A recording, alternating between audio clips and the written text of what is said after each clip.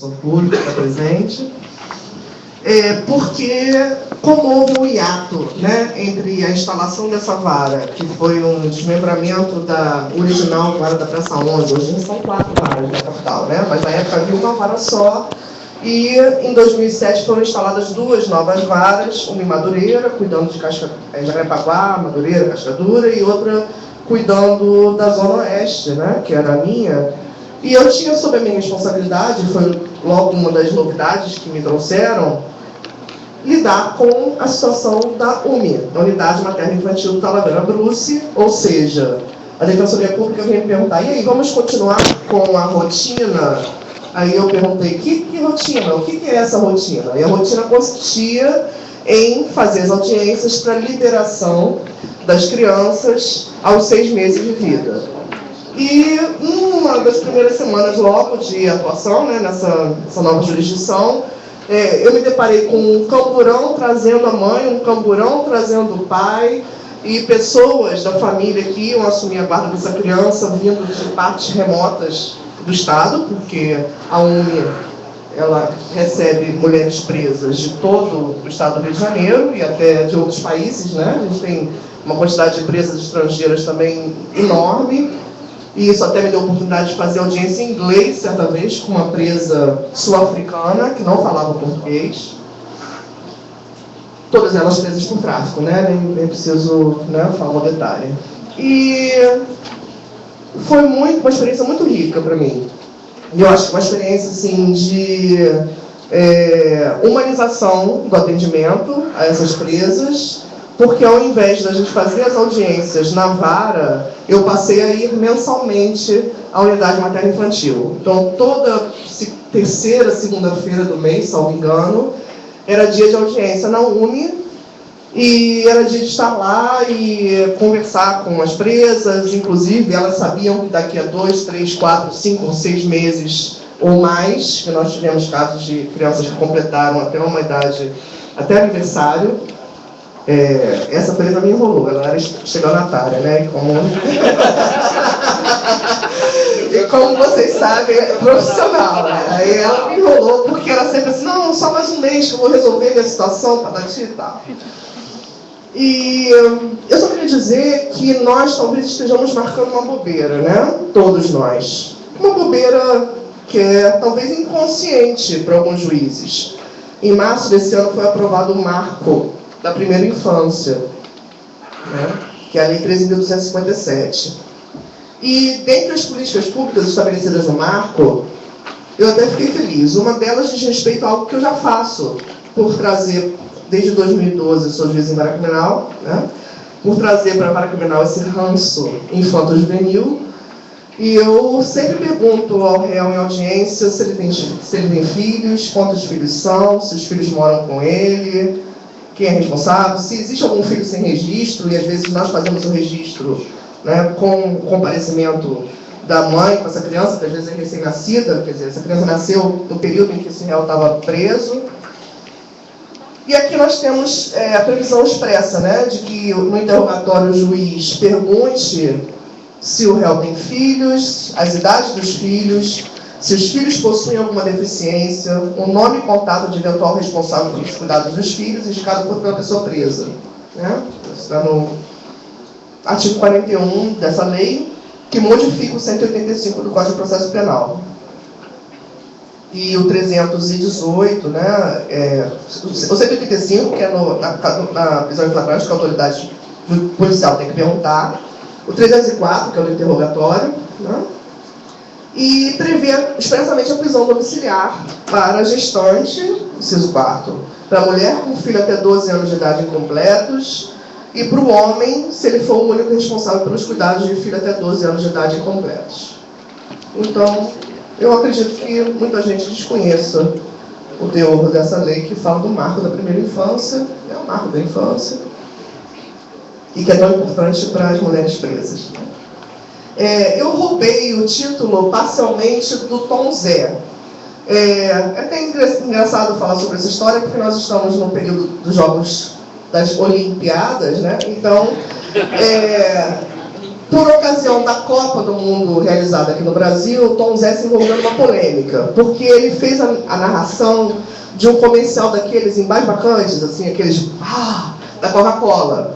Então, o comercial se passava, né, mostrava situações do brasileiro, que a Copa era para todos os brasileiros, e aí a narração era do Tom Zé, e em razão dessa narração para um anúncio da Coca-Cola, o Tom Zé, que sempre foi um artista polêmico, né, um artista marginal, ele foi duramente criticado, principalmente nas redes sociais. Então, ele, que pode ter sido criticado, pode ter sido polêmico ao fazer um anúncio para a Coca-Cola, não perdeu a oportunidade de continuar polemizando e fez um disco chamado O Tribunal do Facebook, em que ele próprio se chama na música com o mesmo título de velho babão, de se vender, de que queria fazer com aquele dinheiro do comercial, né? E nesse CD tem a participação de artistas como Emicida. Então, para vocês sentirem o tom, né, quando ele fala, o tom do Tom Zé, né, é essa história.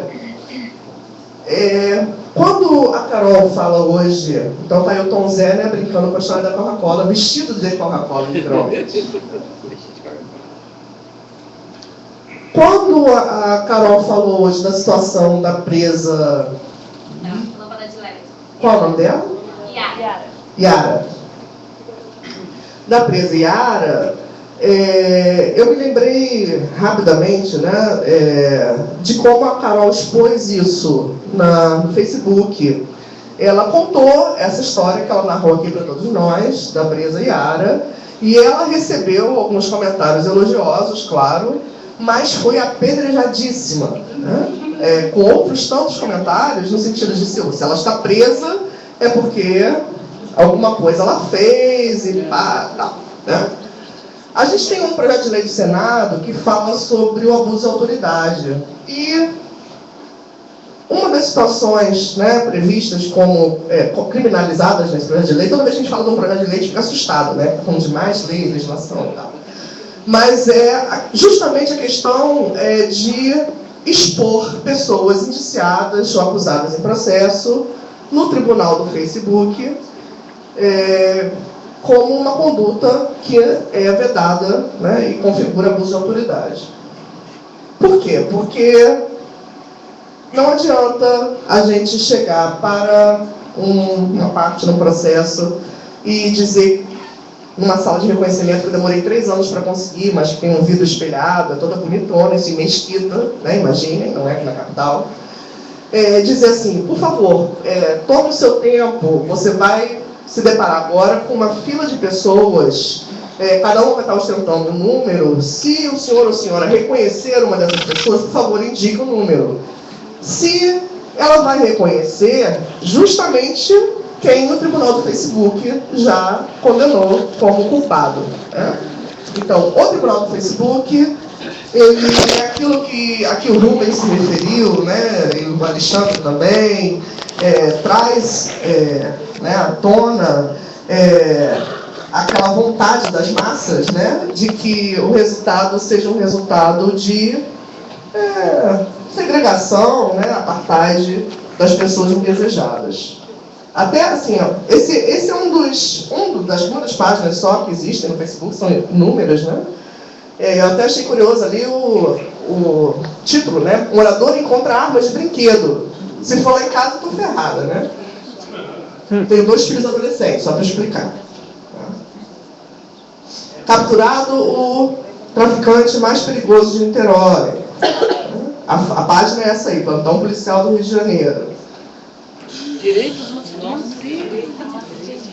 Isso espanta muito, mas eu também trabalhei durante um curto período como juiz auxiliar da presidência do CNJ, num setor que era o DMF, Departamento de Monitoramento e Fiscalização de medidas prisionais e socioeducativas, e trabalhava na parte da fiscalização das unidades socioeducativas e fui a 14 estados. Então não era incomum a gente encontrar o cacetete com o apelido de ECA, né, nos lugares onde a gente ia, né, cacetete com apelidos, né, agora direitos humanos realmente foi a primeira vez que eu vi. Tem no Maracanã. A DH tem também.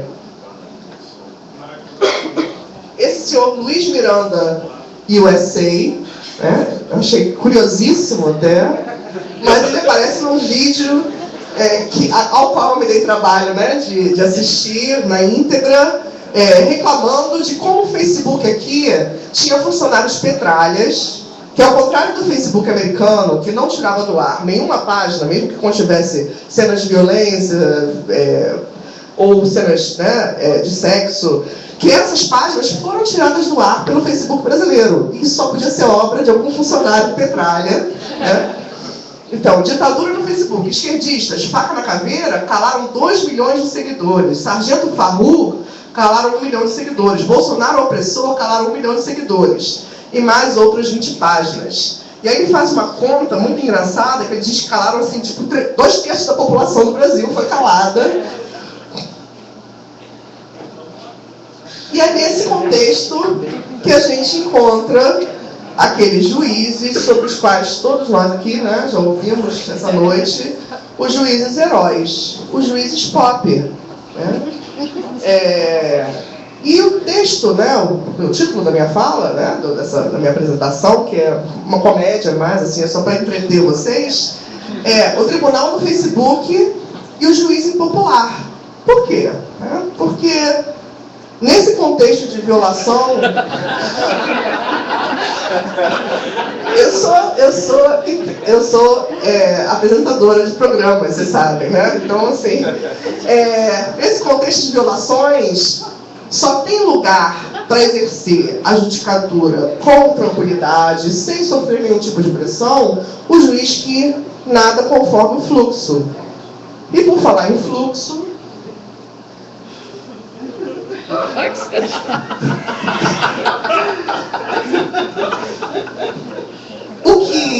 o que os tribunais desejam é o juiz que não incomoda.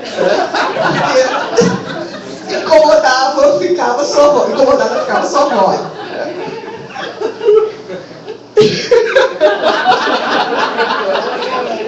Nem eu, Gabriel, vamos lá. O que é o juiz tampax? É aquele que está totalmente absorvido pelo sistema.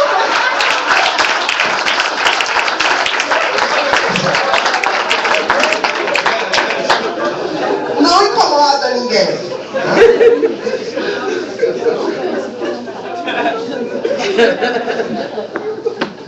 E eu poderia listar uma série de juízes que, ao contrário, né, incomodam. E por que incomodam, foram, estão sendo, serão processados. E serão processados de uma forma bastante cruel, porque uma coisa sobre a qual eu tenho muita convicção em relação à minha atividade é o seguinte: se eu der uma decisão justa, no mais das vezes, eu vou fazer ambas as partes insatisfeitas. Porque eu não vou estar sendo totalmente justa se todo mundo sair rindo, né? Porque não vai ser com uma decisão judicial, mas sim com um acordo, né? Com formas alternativas de composição de conflito, que as pessoas, ambas as partes sairão rindo de uma audiência, né? Se uma parte sair totalmente feliz e a outra não, porque eu não sei da experiência de todos, eu também tenho 18 anos de magistratura, e nesses 18 anos de magistratura o que eu vejo é que as pessoas se arraigam, né, de direitos e razões exacerbados quando estão litigando, e que isso tem que ser moderado, né? Então, na maioria das vezes, eu vou ser um juiz